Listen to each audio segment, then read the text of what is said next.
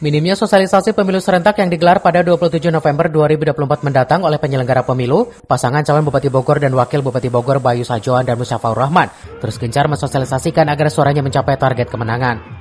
Walaupun minimnya sosialisasi pemilu serentak ini, Bayu Sajoan dan Musyafaur Rahman terus berupaya dengan sapa warga hingga ke pelosok Kabupaten Bogor.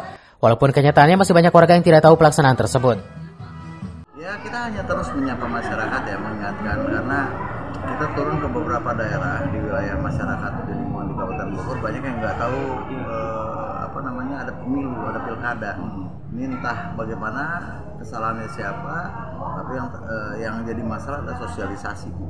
Ya, jadi masyarakat banyak, ada pilkada gitu kan. Ini yang dikhawatirkan adalah keterpesertaan atau partisipasi masyarakat yang nanti pada saat 27 November kurang.